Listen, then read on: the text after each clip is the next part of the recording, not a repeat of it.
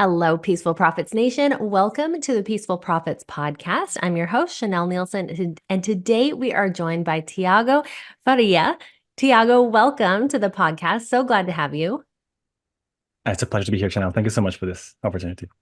Oh, well, we are going to have a great conversation today. Tiago is a client of ours in the Foundations program. And before we jump into all that, I would love for you to tell us a little bit about your business and what you do. First of all, I'm so sad it's only 2 months left in Foundations. Really sad. Yeah. But it's been such a ride. Yeah, it's been awesome. We can talk about it later. But yeah, so the way I'm positioned now, what I do after all the help I've got from Foundations, basically, I now help people that do the most fun marketing they'll ever do and have the most pre-sold leads they'll ever get. And I basically do it through podcast guesting. So that's my biggest focus now. And yeah, super fun. I love it. That's awesome. Okay. And I love that. Everyone wants marketing to be more fun. I know for me, marketing doesn't always seem very fun. How did that shift? Was your business different before coming into Foundations? Absolutely. Yeah. I've been trying to become a somehow successful entrepreneur since 2019. I worked at Google for 8 years, and then I realized later that I was psychologically unemployable. So I decided to quit and start my own adventure. But boy, what is it right? Yeah, 5 years trying everything, from Google My Business for local businesses to doing Google ads, Facebook ads, coaching. So I basically fell into all the shiny objects that Mike talks about a lot, right? Yeah. Yeah, some launches went well accidentally, but most of the times it was a roller coaster because I was not following most of the things that are should be followed when creating offers that and yeah, basically was quite irregular. I needed something sustainable, something consistent, something aligned with me, something that I would love to do, and my clients would also love to. And that's what captured my attention to Foundations when I was following already Mike for some months. Read his book, of course, the One Book Yes. Millions. Got super excited about the book and about writing a book, but then of course I realized it was a bit too soon for that. And then when Mike launched that email of, "Hey guys, I'm opening a new program," I said, "Okay, I'm in." Immediately jumped in. I talked personally with him, which was amazing. He was at the time doing the sales himself, so it was a great feeling. And yeah, it was an amazing decision. Awesome. Well, let's talk a little bit about that journey for you. So, what were some of your concerns or fears coming into the Foundations program?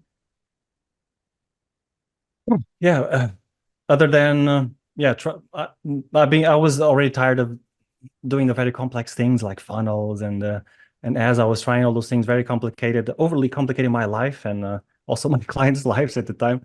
But I think the biggest not a fear or a concern was like 10K months, which is the goal of Foundations. It seemed incredibly far away from my reality. And because the max I've ever done was like one accidental month. I did 4K in a month, but then never came even near that.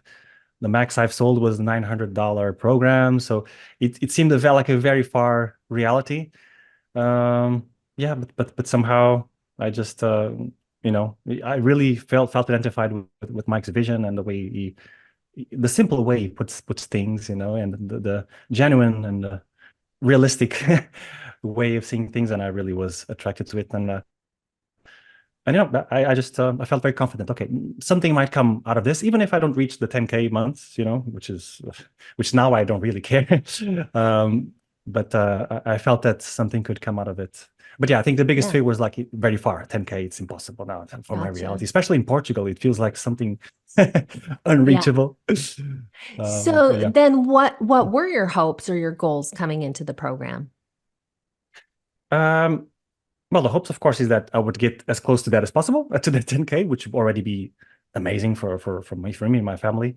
But I think the goal for me was I was really fully committed to, I'm gonna do whatever Mike tells me to do. I'm gonna close the blinders, lock myself in my office, and just simply implement everything. And that's exactly how it went. So at first we started working on the offer, right? Part of it is the first part is to create your your new high ticket offer.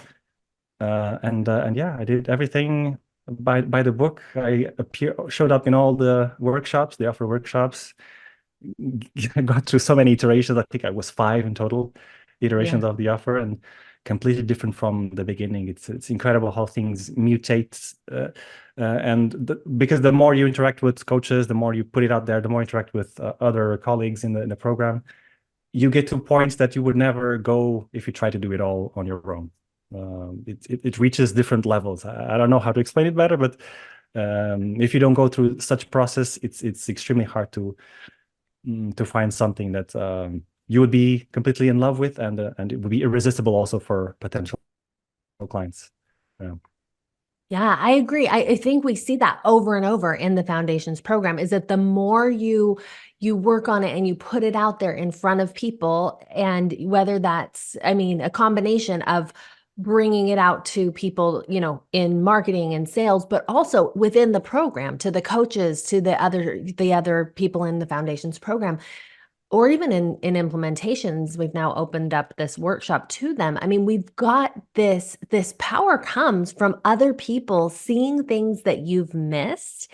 And I think part of that power too comes as you look at other people's offer and you see the holes in their offer, you suddenly can see your own offer with a different lens. Like, oh, it's really easy to see their flaw.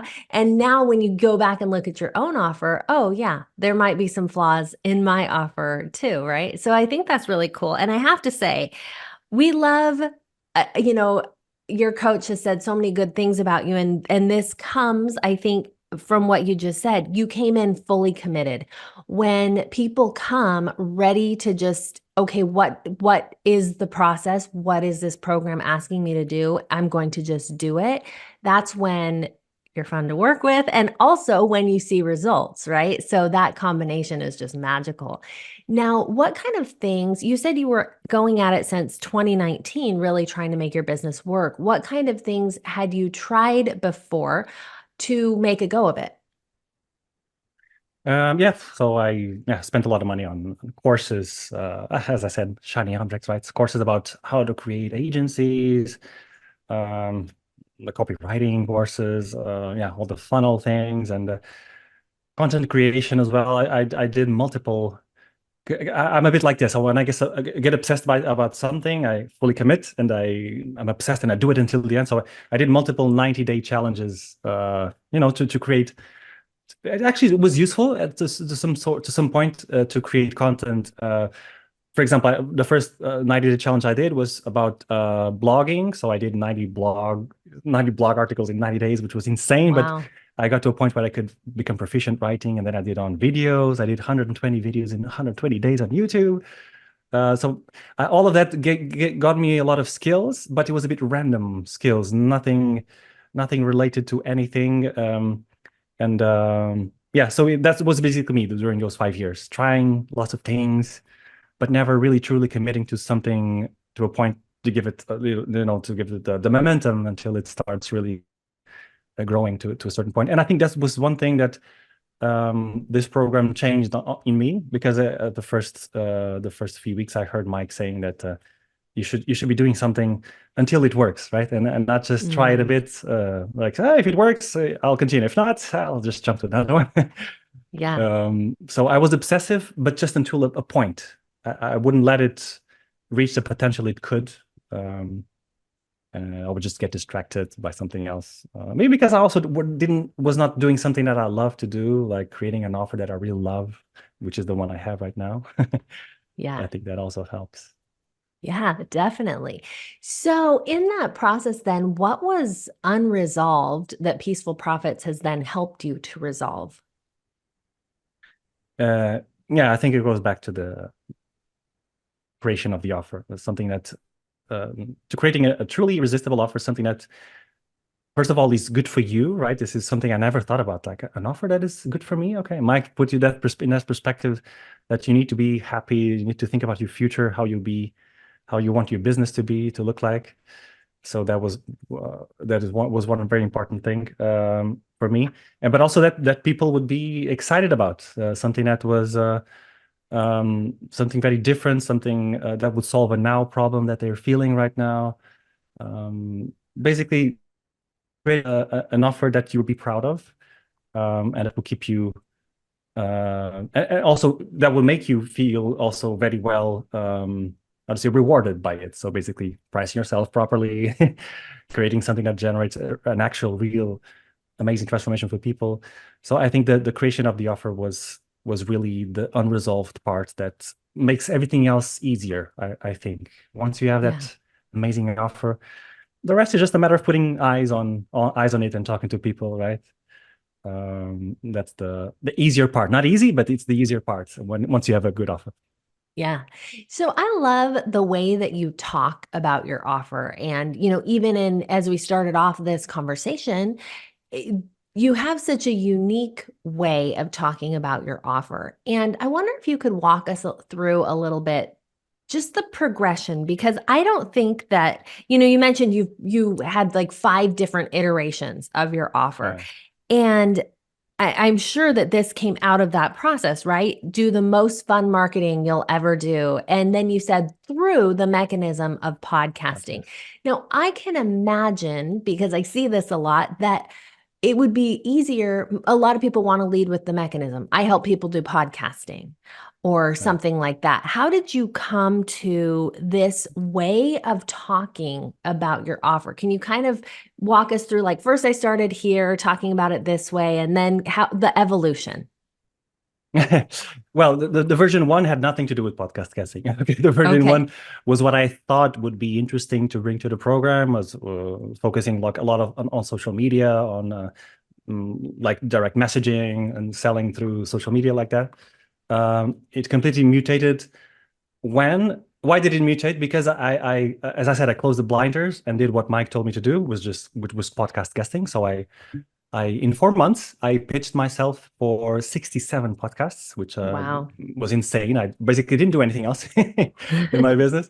I don't recommend anyone, by the way, to do it. It's not healthy, but it gave me a lot of wins came out of it. Even if it didn't specifically work because I didn't have a good offer at the time, it didn't work in terms of generating, leads, conversions. That experience got me a lot of knowledge about how the process works, how to be an interesting guest, how to make sure that it converts people. And I was talking to a lot of hosts, right? I had a lot of pre-interview chats, and many of them even gave me free coaching because I remember one lady was too big of a podcast for me, and she was saying, "Yeah, well, can I give you a piece of feedback? You're just giving advice to people. You're not having a proprietary framework in mind. You don't have an origin story prepared. So okay, this is my maybe what is needed." So that was giving me a big baggage of how exactly the process works. And in the meantime, I was posting on my LinkedIn all of the appearances I was having. And a lot of people came to me asking, Tiago, what the hell were you doing? You're suddenly everywhere. Can you show me how to do it? And it's giving me, maybe the market is showing me there's a need. And that's exactly how I started redoing my offer in that sense. But it would never happen if I had not closed the blinders, do the work myself, created my own story, like Mike said it recently in his newest podcast episode. Create your story, to create the story of your offer, right? And I did it accidentally, but it was because I did the work, implemented everything a bit obsessively. I understand, but it accelerated my process of opening opportunities, right? I talked to people, things were moving, I was publishing interviews, I was learning a lot of things by doing. So it was all because of action and not because I was studying something, looking at courses. It really is unfortunately, it's the secret that most people, I including me, didn't know that you only learn by doing and for long periods of time. You have to really keep at it. I love that secret. I think that's fantastic because it's so beautiful that you went out and you just hustled and you worked hard and got on, so many podcasts. And it's not even for the offer you're doing now. And yet you can still look at it and say, it taught me so much and it brought me to this point where I am now. And I think that's fantastic because it's all learning. It's all where, to this point to where you are now. So in in this process, at what point did you start to make money in this business? Yeah, so the first couple experimental sales came at around February, so basically 5 months in. My offer was still in version maybe three, and I was investing a lot of on referrals, like tapping into my whole network to talk to a lot of people. One of the things that also you learn on foundations, and I was able to to capture those first two sales, but it was still not exactly the offer I was in love with, and it was not easy to explain to people. And many people, it was around a podcast guesting already, but it was not exactly where it is right now. It was just basically me sharing my story, my process, how I went through it, and showing people how to do it. But many people during those conversations, talking to a lot of people, which Jessica insists so much with us, and Margie, the coaches in the Yes. program, that I understood also that people wanted actually it done for them, right? The people around me wanted it as a done for you service, and so again went back to the drawing board, redone my offer, validated with the team, the workshop team with Margie. Um, and yeah, so that was the first couple of experimental sales. But then the best part came after I reiterated, created an offer around a done for you offer, basically to help people with this, with basically what I'm doing now, right? And in May, so basically 8 months in, I got my best month ever. So almost $8,000 a month. It's not yet 10K, but I don't really care because I discovered something that works, that I love, that people Yeah. like. So it will be a matter of time now until I get there and much more. Yeah. Oh, congratulations. That is so exciting. And I'm curious, so from obviously each success builds on each success, right? Mhm. So you said 5 months in the program until you made your first sale. And then when you changed your offer to the current version it is now with the more done for you spin, how long until from that new offer, latest offer creation until you were able to sell that? Um, it was basically maybe less than a month. Less than a month. Because I was Okay. talking to people, and lots of people were showing excitement, but some of them were not the ideal clients. Some didn't have money. That's how it happens, Yes. especially when you're doing outreach, right? Or you don't have yet a lead generating system. But yeah, it was basically a month until I got the first sale, and then and then Awesome. until I got that May big month. I love that. That's so cool to hear because I think, everything that you learned to that point just got you there. You knew what people were looking for in your audience. You had it just built on itself so that when you came up with this next version of the offer, it all happened a lot more quickly. And I think that's really cool to see how also that sped up the process. It increased the revenue. It sped up getting clients into that offer and it just all works together. So that's really cool. As far as you're going along, what obstacles did the coaches help you overcome that you wouldn't have had help with if you were just, trying to figure this out on your own? There's a ton of things. I was telling Zeta, which is my coach, she interviewed here in this podcast, right? That Yes. yeah, I was sometimes I was afraid of asking questions because maybe this is a stupid question, maybe I should make sense, but then I'll still do it. And many times it's new some new perspective that I would have thought of if I was doing all by myself, right? It's always ready to put it out there, always related. But so as far as obstacles, the first of all, she was always pushing me, my coach Zeta, to get out of the comfort zone and just do it. Okay, that was the first great thing that happened to me at the beginning. And then a big transformation was the language limiting belief because I'm from Portugal and I was mostly focusing on Portuguese at the beginning, and I would never think I could do English because no, language wise I'm okay, but I always thought it was a more overly competitive market and it's impossible. Everyone is doing already the same thing. It felt safer to stay in Portugal, but that was a big belief change that Zeta helped me overcome, and thank God it happened. Yeah. It's now I don't see myself going back to the way I was before. The second big belief change was helping me break this belief that done for you was not a good model. I thought it would be, it's just, I don't want to do work. I don't want too much more work for people. It's going to be too much work. She also broke that belief because it's possible to, outsource and get yourself out of the way. And then the third belief was going above and beyond. Zadig went above and beyond to help me create this done for you offer, basically. She found some Mike's materials he had from from a long time ago, shared with me, and that was a huge catalyst to help me create this done for you service in kind of an agency model. But all of this would not have happened if I was not present in all the offer workshops, at least at the beginning. Now I don't have much time because I'm fulfilling on what I Yes. created. But I was always there. I was always showing new versions, asking questions to Margie.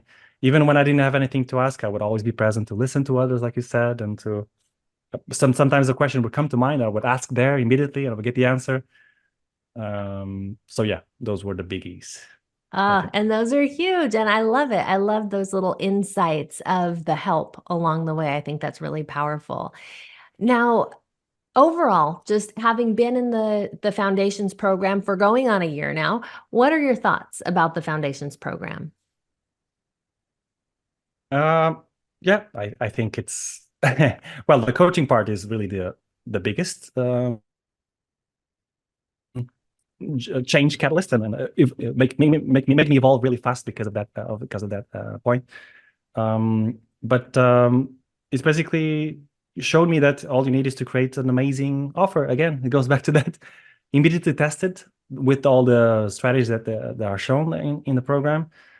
You validated, mold it until you find something that you are in love with and that your clients find it interesting. It was a really interesting process of first trying to sell something and people not being interested at all, or like, nice, it's interesting, but I'm not interested. To a point where I was talking about my offer with a lot of excitement because I loved it and I found something interesting, and people were like, "Oh wow, yeah, tell me more about that. That's actually something I would need." Such an interesting change it really feels magical once you find that offer. But you only find it if you are in a program like this and if you do all these iterations that we talked about. So it's Yeah. not a linear path. I mean, maybe some people will have it by magic or accidentally, I don't know. But usually I think it will take many iterations and testing, etc. Exactly. And that's typically what we see is this process of ongoing, continuing to refine your offer.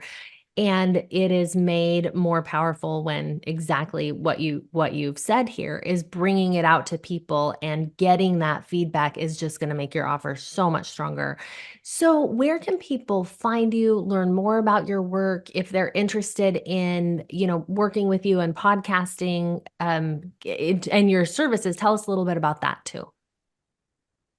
Yeah, so far, another thing that Mike says, you don't need a website at this. So I'm focusing mostly my communication and my online presence on my LinkedIn profile. I can share with you the link afterwards, but it's my name, Tiago Faria. Yeah, I'm sharing there every day. Basically, I'm showing my process in practice. Like I'm doing what I preach, basically. So my clients Yeah. see how they can have the most fun marketing they'll ever have, which is basically me being interviewed on podcasts, and I'm leveraging those to create short videos. And I basically don't need to create content anymore, which is amazing. Yeah. um, and yeah, basically that's where you can find me and um, get all the fun things that I'm testing and getting out there. Perfect. Okay. And finally, last question I want to ask you is, what does having a peaceful profits business mean for you? Yeah. It's interesting that we don't think about this before. I would never think about, you know, like Mike says, we most of us have jobs or great jobs for ourselves, but I never thought about that in that sense. I thought this is a business already. I'm doing something cool on my own. But basically, for me, peaceful profits now for me is like loving what I do and working only with people that I like to work with, that are interested, excited about, working with me and getting the awesome outcomes that I helped them achieve. And also, of course, be very well rewarded for it. So you're adding value to the people, and you're enjoying the process, and you're being very well rewarded, which is something also I didn't think about before. I was always underpricing myself. That's one part of it, which is now what was happening up to me. But in the future, to have a peaceful profit business, I also will want to fully remove myself from the repetitive tasks of fulfillment, because it takes a lot of work, to do the outreach process for a podcast for my clients. And also, of course, having a flow of warm inbound leads without me having to fight for them, or just, because so far the lead generation process is something that will be the next step for me, and I would love that to be more automated, etc. And that's something, of course, that Peaceful Profits can help me with in the future, for sure. Exactly. That is exactly right. So, that is what we do in the implementations program. And it's a really cool thing to see how that transition kind of works. So for listeners, if you are where Tiago was, trying to get something to stick and trying all these different businesses, but not quite finding your thing and your offer yet, Foundations is a great fit. peacefulprofits.com/call. You can get information about that. Or to what Tiago was just saying, if you're at that point where, hey, my business is working, now I'm ready for a steady inbound flow of leads, that's where the implementations program comes in. And again, peacefulprofits.com/call. Tiago, thank you so much for being here. I have loved both learning about your journey, seeing you in, Q&A calls and focus and flow rooms, and hearing about you from your coach, and just seeing your success in the Facebook group. You've done awesome work here, and I appreciate you being a guest today. Thank you so much, Janella. It was. I also appreciated your help. You were in many of those calls, and it was always super useful. And time really flew by. I really closed the curtains and to do the work, and suddenly it's almost over the year. So yeah, thank you so much for having me and for everything you guys have done for me. Thank you. And we're excited to see you continue to grow from here. So thanks everyone for listening, and we'll see you next time.